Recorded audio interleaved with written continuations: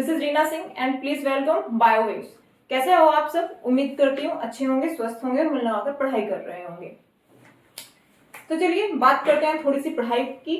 पढ़ाई करते हुए हमेशा मोटिवेट रहना है, बिना किसी टेंशन के आप अपने एग्जाम की प्रिपरेशन में लग जाना है। तो चलो शुरू करते हैं।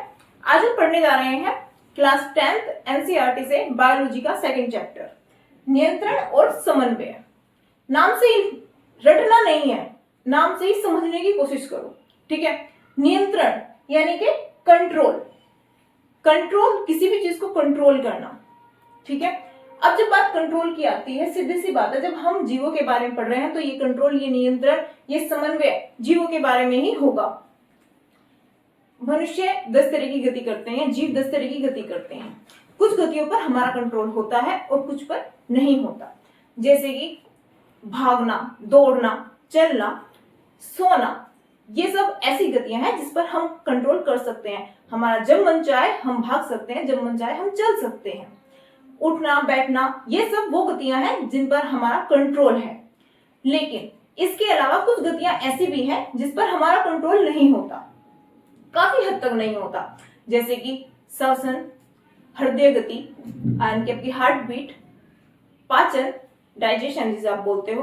तो ये कुछ ऐसी चीजें हैं जिन पर आपका कंट्रोल नहीं होता, ये ऑटोमेटिकली इन्हें चलना ही होता है और ये चलती हैं, ठीक है। अब बात शुरू करते हैं।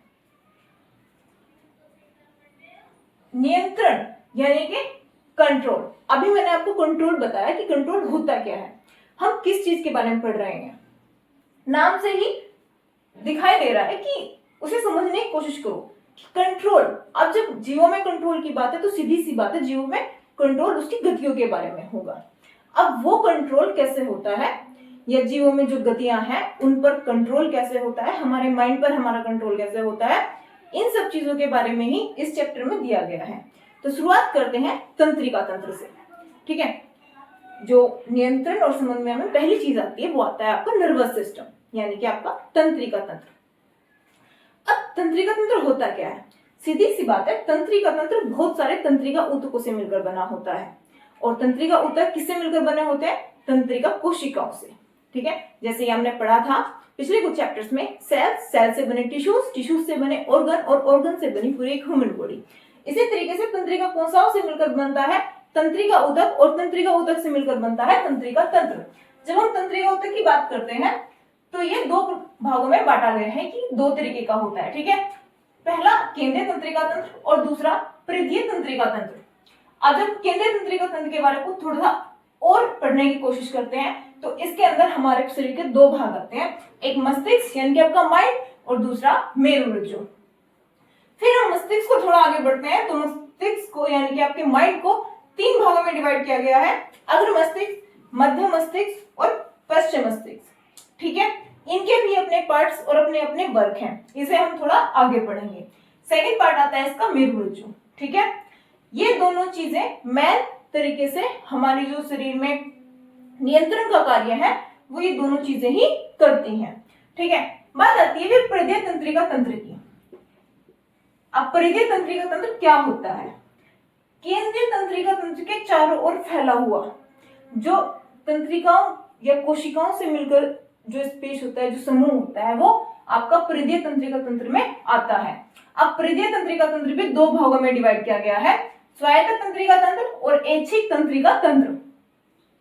जब हम स्वायत्त के बारे में पढ़ते हैं तो इसे भी 2 पार्ट में आगे फर्दर डिवाइड किया गया है, अनुकंपी तंत्रिका तंत्र और प्रानुकंपी तंत्रिका तंत्र।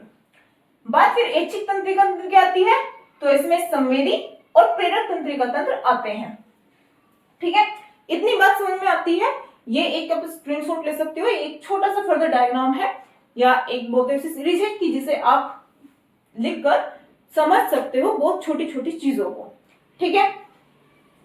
अब जब इन सब की बात हो जाती है तो हम आगे थोड़ा सा तंत्रिका तंत्र को थोड़ा सा और डीपली पढ़ने की कोशिश करेंगे। हम तंत्रिका तंत्र किससे मिलकर बना होता है? तंत्रिका कोशिकाओं से। किससे मिलकर बना होता है? तंत्रिका कोशिकाओं से।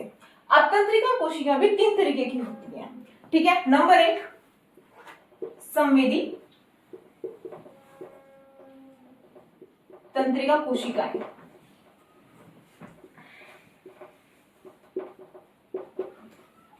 तंत्रिका कोशिका यानी कि न्यूरॉन जिसे बोलते हैं। सेकेंड, मोटर न्यूरॉन्स यानी कि आपकी प्रेरक तंत्रिका कोशिकाएं। और नंबर 3 में आपकी आती है साहचर्य तंत्रिका कोशिकाएं। ठीक है, तो ये 3 हो गई, संवेदी तंत्रिका कोशिकाएं, प्रेरक तंत्रिका कोशिकाएं, साहचर्य तंत्रिका कोशिकाएं। संवेदी तंत्रिका कोशिकाएं वो होती हैं जो उपार्जित आपके संवेग होते हैं, वो जो आपको मस्तिष्क से मेरुरज्जु रुजु तक उसकी सूचनाएं जो प्रदान करने का काम करती हैं, वो संवेदी तंत्रिका कोशिकाएं करती हैं। प्रेरक भी उन्हीं से रिलेटेड होती है, और साहचर्य वो होती हैं जो प्रेरक को संदेशों को पहुंचाती है, सूचनाओं को प्रेरक की सहायता से आगे तक पहुंच जाती है। जब संवेदी तंत्रिका कोशिका की बात करते हैं तो इसमें हमारे शरीर के 5 ग्राही अंग आते हैं। ठीक है, ग्राही अंग यानी कि आपके रिसेप्टर्स जिसे बोलते हैं, ये कितने होते हैं? 5 रिसेप्टर्स। ठीक है, जब 5 रिसेप्टर्स की बात होती है तो कौन कौन से हैं वो? अरे क्लास 2 के बच्चे को भी पता होगा।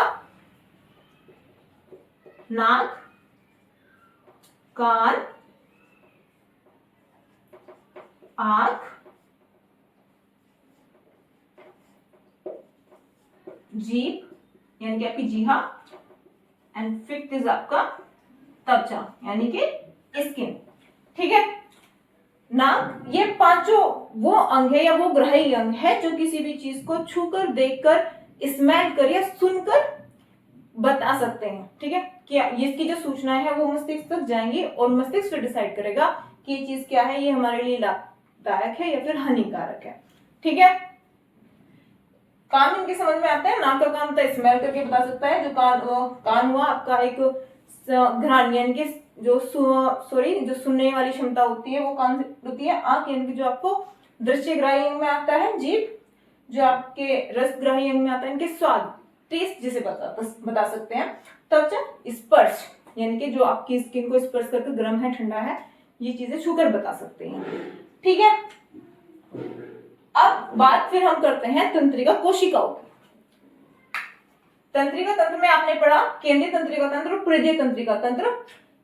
जब हम केंद्रीय तंत्रिका तंत्र की बात करते हैं तो हमें पता है कि तंत्रिका तंत्र जो होता है वो तंत्रिका कोशिकाओं से मिलकर बना होता है। और जब तंत्रिका कोशिकाओं की बात होती है तो फर्दर 3 जगहों में डिवाइड की गई है, संवेदी, प्रेरक और साहचर्य। संवेदी के अंदर 5 रिसेप्टर्स आते हैं, 5 ग्राही अंग आते हैं जो आपको किसी भी चीज को पहचानने में सुनकर, स्पर्श कर, छूकर या टेस्ट के द्वारा आपको बता सकते हैं, उसकी इंफॉर्मेशन आपको दे सकते हैं।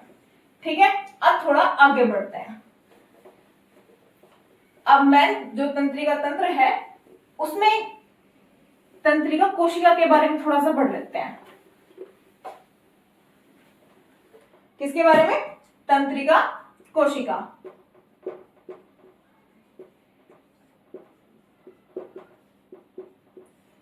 क्या बोलते हैं इसे? न्यूरॉन। इसका थोड़ा डायग्राम कुछ इस तरीके का बनेगा।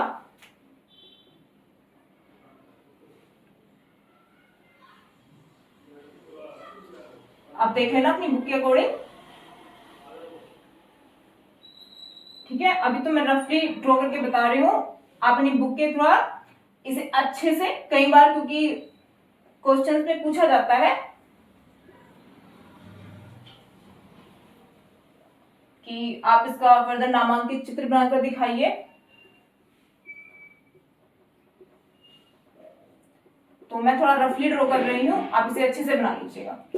ठीक है, और इसकी प्रैक्टिस भी कर लीजिएगा। अब बात इसके पार्ट्स पर आते हैं। ठीक है, ये है साइटोन,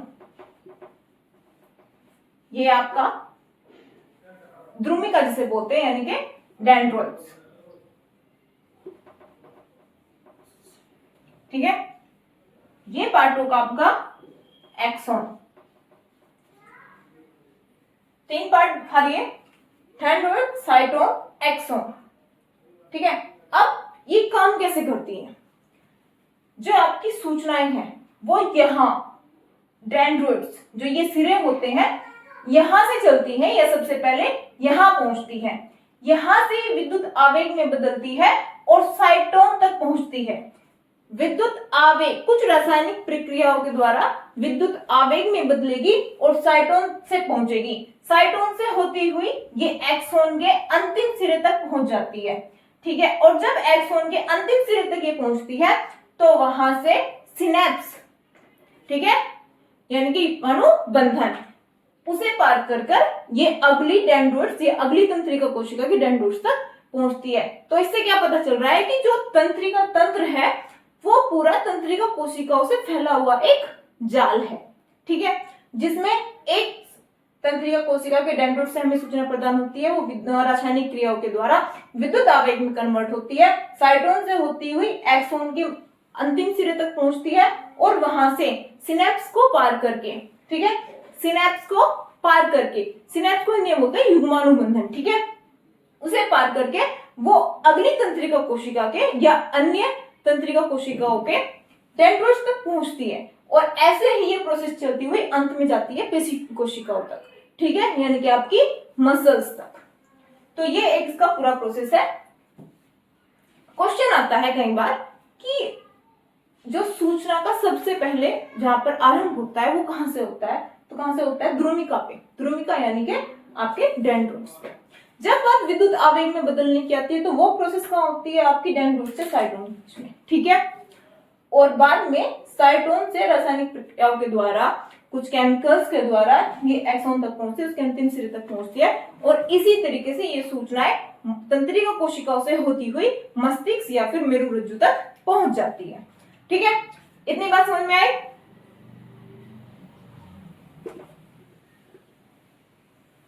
ओके, अब तंत्रिका कोशिका पढ़ते हुए एक बात आई सिनेप्स की। ठीक है, सिनेप्स, आप बोलोगे ये क्या होता है? ठीक है, तो दो तंत्रिका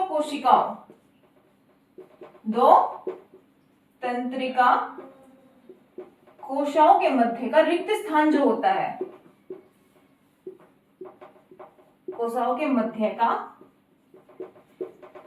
रिक्त स्थान क्या कहलाता है? यानी कि जो खाली स्पेस है दो तंत्रिका कोशिकाओं के मध्य, अभी मैंने कहा कि तंत्रिका कोशिका जब एक्सॉन के अंतिम सिरे तक आता है तो वहां सिनेप्स को पार करता है, तो बीच में कोई स्पेस है तभी तो दूसरी ध्रुमिका तक यानी कि दूसरी डेंड्राइट्स तक पहुंचते हैं। तो रिक्त स्थान को क्या कहते हैं? सिनेप्स।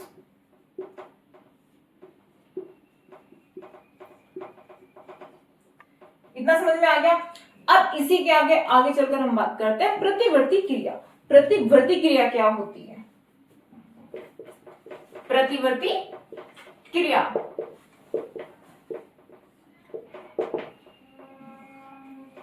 अब प्रतिवर्ती क्रिया को समझने के लिए थोड़ा सा ध्यान से सुनना। आप जलती हुई मोमबत्ती है, उसकी लो वो जल रही है और सडनली आपका हाथ उस पर लगे तो और आप झटके के साथ अपना हाथ पीछे खींचते हो, तो झटके के साथ हाथ को पीछे खींचना एक प्रतिवर्ती क्रिया है, यानी कि जो सामने क्रिया हो रही है स्किन का उस लो के टच में आना या स्पर्श में आना, उसके अपोजिट जो हमने वर्क किया, क्या किया हमने? उसके अपोजिट वर्क किया और अपने हाथ को पीछे खींचा।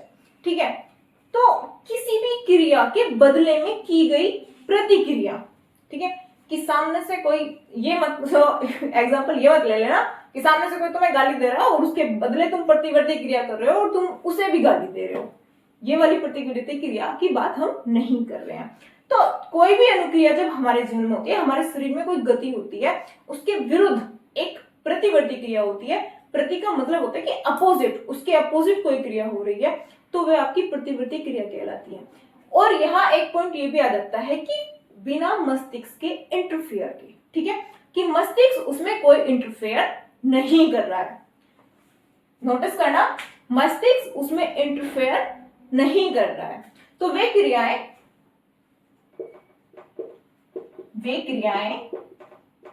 जो किसी बाह्य उत्तेजना के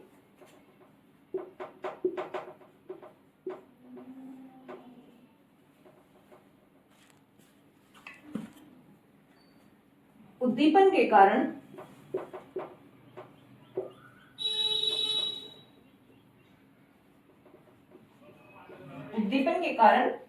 की जाती हैं।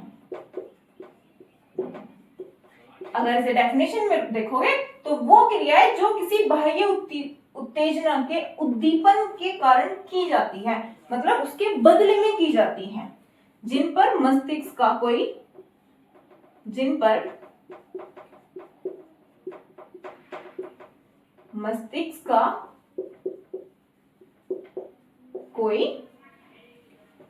नियंत्रण नहीं होता। ठीक है, क्या कहलाती है आपकी प्रतिवर्ती क्रियाएं। ठीक है, अब बात ये समझो कि जिन पर मस्तिष्क का कोई नियंत्रण नहीं होता, मैंने अभी आपसे बोला कि मतलब तंत्र की जो इनका क्या काम है कि तंत्रिका कोशिकाओं के द्वारा सूचनाओं को मस्तिष्क तक पहुंचाना, और मस्तिष्क उसके बाद डिसाइड करता है, मस्तिष्क नियंत्रित करता है कि अब उस चीज के बदले कौन सी प्रतिवर्ती क्रिया होनी है। लेकिन ये क्रियाएं या ये प्रतिवर्ती क्रियाएं ऐसी होती है जो किसी बाह्य उत्तेजना के उद्दीपन के फलस्वरूप होती हैं। उत्तेजना के उद्दीपन के फलस्वरूप का मतलब है हाथ जल जाना, या फिर सपोज करो कि हाथ में कोई कट लग गया और अचानक से मतलब पिन चुभ जाना। क्लास में बच्चे बैठे हैं और आपको फोर्सेप दी जाती है, और फोर्सेप साइड वाले बच्चे को चुभ दी, ठीक है, और बच्चा साइड से उछल के पीछे की तरफ गया, तो ऐसा तो नहीं होगा कि पिन चुभी वो अंदर तक 5 मिनट तक जाती रहेगी, देन तुम रियलाइज करोगे कि या हमारे मस्तिष्क तक सूचनाएं जाएंगी कि वो देखो पिन चुभ रही है और उससे तुम्हें दर्द हो रहा और तुम्हें वहां से पीछे की तरफ हटना है। नहीं, वो प्रतिक्रियाएं अचानक होती हैं। ठीक है, और इन प्रतिवर्ती क्रियाओं का लाभ यह होता है कि मानव या जीव अपने शरीर की जो रक्षा की बात आती है या उसके बाह्य रक्षा की उसकी बात आती है, वो कर पाता है बिना सोचे समझे, या मतलब बिना समय गवाए, और इसकी वजह से मस्तिष्क पर भी ज्यादा जोर नहीं पड़ता। इन छोटी छोटी चीजों के लिए मस्तिष्क पर जोर देना शुरू हो गया तो बस हो लिया काम। ठीक है, तो मस्तिष्क वेट नहीं करेगा, मतलब कि तुम वहां तक कुछ चीज फील होगी, तुम वहां से तुम्हें अपना हाथ हटाना है, वो चीज तुम्हारी हानिकारक है, ये चीज तब तक माइंड रीड करेगा कि वहां तक सूचनाएं पहुंचेगी नर्व सेल से, तो उसमें बहुत टाइम चला जाएगा। तो वो प्रतिक्रियाएं जो किसी बाह्य उत्तेजना के उद्दीपन के फलस्वरूप होगी, तो उस पर माइंड अपना कंट्रोल नहीं रखेगा, वो बस ऐसे ही हो जाती है, सडनली हो जाती हैं, मस्तिष्क के बिना किसी नियंत्रण के। तो ये आपकी प्रतिवर्ती क्रियाएं कहलाती हैं। 2 तरीके की होती हैं। ठीक है, नंबर 1 ऐच्छिक एंड सेकंड इज अनैच्छिक। अब जब बात ऐच्छिक की आती है तो नाम से, मैंने क्या बोला कि नाम से समझने की कोशिश करो, रटने की जरूरत नहीं है। ठीक है, ऐच्छिक यानी कि जो हमारी इच्छा पर डिपेंड करते हैं, यानी कि वो क्रियाएं जो हमारी इच्छा से होती हैं या जिन पर हमारा डायरेक्टली कंट्रोल है, तो वो ऐच्छिक प्रतिवर्ती क्रिया कहलाती हैं। ठीक है, कि अपनी मर्जी से है। ठीक है, अपनी मर्जी से हटाना, अपनी मर्जी से डंडों से पिटते रहना। ठीक है, वो वाली इच्छिक क्रिया है। अनैच्छिक वह है कि इन पर हमारा कंट्रोल है ही नहीं। ठीक है, हम चाहें कितना ही दृढ़ निश्चय कर लें कि नहीं रोक देना, हार्ट बीट को रोकना है, हृदय की गति को रोकना है, तो वो हम नहीं कर सकते। श्वसन की दर धीमी होनी चाहिए, तेज होनी चाहिए, ये हमारे ऊपर डिपेंड नहीं करेगा, ये हमारे सिचुएशन के ऊपर डिपेंड करेगा। ठीक है, तो ऐच्छिक में आपका खेलना कूदना सब आ जाएगा कि आपको किस समय क्या करना है। लेकिन जब बात अनैच्छिक की आती है तो इसमें आपकी श्वसन गति, हृदय गति, आपकी पाचन क्रिया आदि ये सब आती हैं। ठीक है, इतनी चीजें क्लियर होगी? कोई डाउट?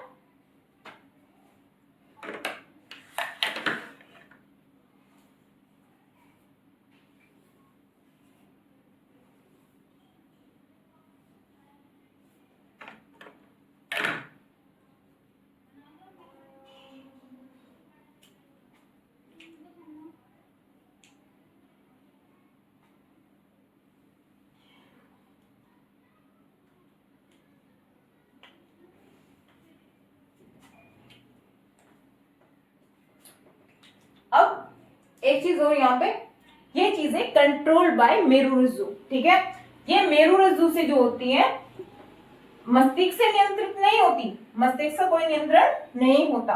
किससे कंट्रोल होती है? मेरुरज्जु से। अब प्रतिवर्ती क्रिया का जो एक काम करने का तरीका है, जो एक क्रिया विधि है, वो देख लो थोड़ा सा। तो यहाँ पे ग्राही यानी कि आपका रिसेप्टर ग्राही अंग है, जो आप जहां से सबसे पहले सूचना पूछ रही है, वो कहां तक पहुंच रही है? फिर तंत्रिका कोशा तक। यहां से ये पहुंचती है मेरुरज्जु,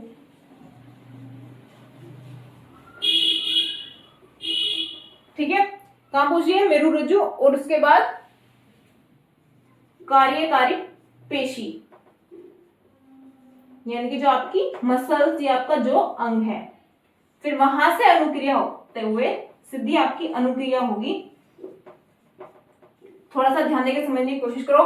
ग्राही अंग है, सबसे पहले इसने उस सूचना को लिया, तंत्रिका कोशिका की मदद से मेरुरज्जु तक पहुंचाया। मेरुरज्जु ने अचानक से वट करके कार्यकारी पेशी को ये चीज ट्रांसफर करी है, जो सूचना होती है वो कार्यकारी पेशी तक ट्रांसफर हुई, और वहां से उसके फलस्वरूप जो अनुक्रिया होगी यानी कि हाथ का जो पीछे हटना होगा पिन लगते ही, तो वो अनुक्रिया इस तरीके से होगी। ग्राही अंग, वहां से तंत्रिका कोशिका, देन मेरुरज्जु, मेरुरज्जु से कार्यकारी पेशी यानी कि जो आपकी मसल्स होती हैं वो, और वहां से सीधे अनुक्रिया की उसके बदले क्या अनुक्रिया होनी है। तो ये कंट्रोल बाय किससे हो रही है? मेरुरज्जु से। मेरुरज्जु से नियंत्रित हो रही है, मस्तिष्क से नहीं हो रही है। ठीक है, इतनी बात समझ में आ गई। अब हम बात करते हैं मानव मस्तिष्क की। मानव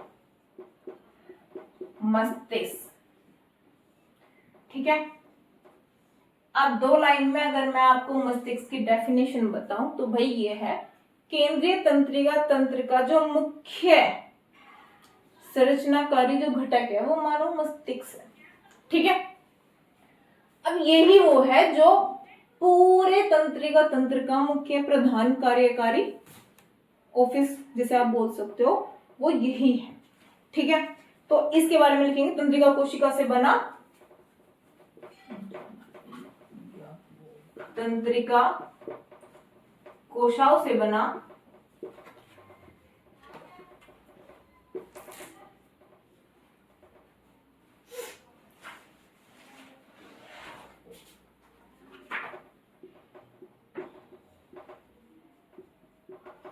तंत्रिका तंत्र, ठीक है। तंत्रिका कोशाओं से बना तंत्रिका तंत्र जो मेरुरज्जु के साथ मिलकर किसका निर्माण करता है? केंद्रीय तंत्रिका तंत्र का। तंत्रिका कोशाओं से बना तंत्रिका तंत्र जो मेरुरज्जु के साथ मिलकर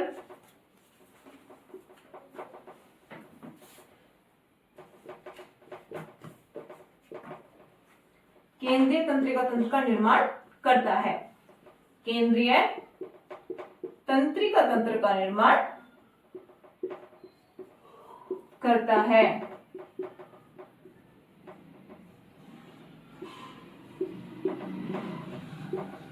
आगे बात समझ में?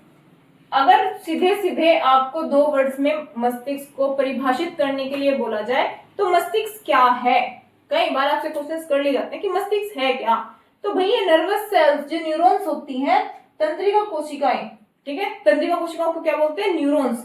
न्यूरॉन्स से बना एक तंत्रिका तंत्र है जो मेरुरज्जु के साथ मिलकर क्या करता है? केंद्रीय तंत्रिका तंत्र का निर्माण करता है, ठीक है। 3 भागों में डिवाइड होता है, अग्र मस्तिष्क, सेकेंड वन इज मध्य मस्तिष्क,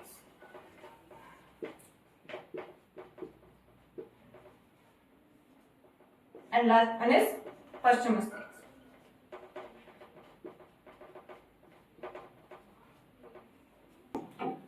अब जब बात मानव मस्तिष्क की चली है तो तंत्रिका तंत्र होता है जो केंद्रीय तंत्रिका तंत्र का निर्माण करता है। 3 पार्ट में डिवाइड है, अग्र मस्तिष्क, मध्य मस्तिष्क और पश्चिम मस्तिष्क। ये आपका अग्र मस्तिष्क वाला पार्ट होगा, ये आपका मध्य मस्तिष्क होगा, और ये हाइपोथैलेमस के पास में आपका पश्चिम मस्तिष्क, ठीक है। तीनों पार्ट चाहिए। अब ये बना कैसे होता है? अब इसमें ना मस्तिष्क से मेरुरज्जु तक एक फ्लूइड पाया जाता है, उसे क्या बोलते हैं? Cerebrospinal fluid. क्या बोलते हैं? Cerebrospinal fluid. ये कहाँ पाया जाता है? तंत्रिका कोशिकाओं में पाया जाता है, लेकिन मेरुरज्जु से मस्तिष्क के बीच में। मानव मस्तिष्क 3 तरह की झिल्लियां जो इसकी सुरक्षा का काम करते हैं, वो 3 तरह की झिल्लियां उस आवरण से बना होता है। उन्हीं झिल्लियों, उन्हीं आवरण के बीच में सेरिब्रोस्पाइनल फ्लूइड पाया जाता है, जो मस्तिष्क को आघात वगैरह से बचाता है। ठीक है। अब जब बात अग्र मस्तिष्क, मध्य मस्तिष्क और पश्चिम मस्तिष्क की आती है, तो ये वाला जो पार्ट है ये मुख्य सोचने का काम करता है। क्या करता है? मुख्यतः सोचने का कार्य करता है।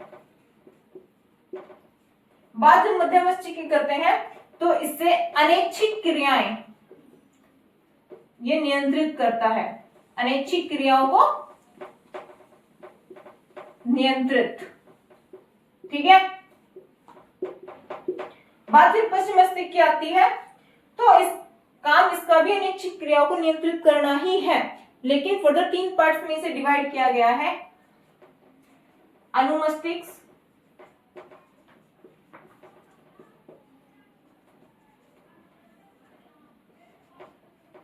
पॉन्स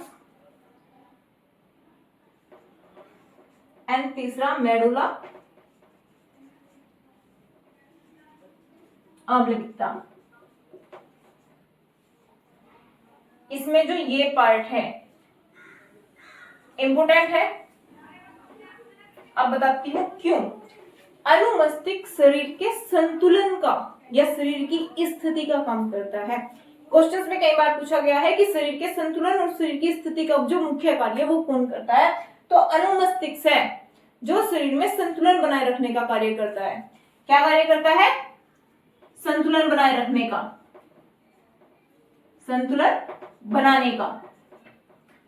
नेक्स्ट कौन सा आता है? ये आपकी श्वसन गति जो होती है उसे कंट्रोल करता है, श्वसन गति को नियंत्रित करता है। मेडुला ऑब्लिंगुटा जो है वो आपकी अनैच्छिक क्रियाओं का ही नियंत्रित करता है। ठीक है, ये बात होगी। बात जब हम मानव मस्तिष्क के काम की करते हैं तो मानव मस्तिष्क क्या करता है? सूचनाओं को, ठीक है, सूचनाओं को या सूचनाओं का संवहन जिसे बोलते हैं, संचरण जिसे बोलते हैं, वो काम जो किसका है? मानव मस्तिष्क यानी कि ह्यूमन ब्रेन का। ठीक है। एक और होता है कि पेशियों तक ये सूचनाओं को पहुंचाता है, यानी कि यहां से कुछ चीजें कंट्रोल हो रही है तो वो मसल्स में जाकर या मसल्स तक पहुंच रही है, या जो भी उसका संचरण हो रहा है वो कौन कर रहा है? मानव मस्तिष्क। ठीक है। सोचने की जो क्षमता है, हमें जो सोचने की अनुमति प्रदान करता है, वो कौन करता है? मानव मस्तिष्क। तो मुख्य 3 काम हो गए भाई। सोचने का काम करता है, सोचने की अनुमति प्रदान करता है, सूचनाओं का संवहन करता है, ये सूचनाओं को पेशियों तक पहुंचाता है। ये तीनों मुख्य काम कौन करता है? मानव मस्तिष्क। शरीर की स्थिति या शरीर के संतुलन को बनाने का कौन सा हिस्सा है मस्तिष्क का जो ये वाला काम करता है? वो क्या है? अनुमस्तिष्क। श्वसन गति को नियंत्रित करने का काम कौन कर रहा है? पॉन्स, यानी कि श्वसन गति को नियंत्रित कर रहा है। ठीक है, ये चीजें हो गई। तो यहाँ पर आपका माइंड यानी कि जो आपका ह्यूमन ब्रेन है वो खत्म हो जाता है। नेक्स्ट टॉपिक हम कल की वीडियो में पढ़ेंगे। चीजों को अच्छे से पढ़ लो, समझ लो, 1 बार नहीं 2 बार 3 बार। नहीं समझ आ रहा है तो मैं वापस समझाने के लिए रेडी हूं, बट समझो, रटना नहीं है। डायग्राम को 10 बार ड्रॉ करो, 13 बार ड्रॉ करो। आपको जब आप एग्जाम में बैठो तो आपको ड्रॉ करते ही पता चल जाना चाहिए कि हाँ ये वाला हिस्सा क्या है, ये क्या है और ये क्या है। ठीक है। डायग्राम्स को अच्छे से लेबल करना सीखो। कहते हैं कि बायोलॉजी आधे से ज्यादा सिर्फ डायग्राम की वजह से ही डिस्क्राइब हो जाती है। ठीक है। अगर आपको वीडियो अच्छी लगी है तो चैनल को प्लीज सब्सक्राइब करें, वीडियो को लाइक और शेयर जरूर करें। Thank you.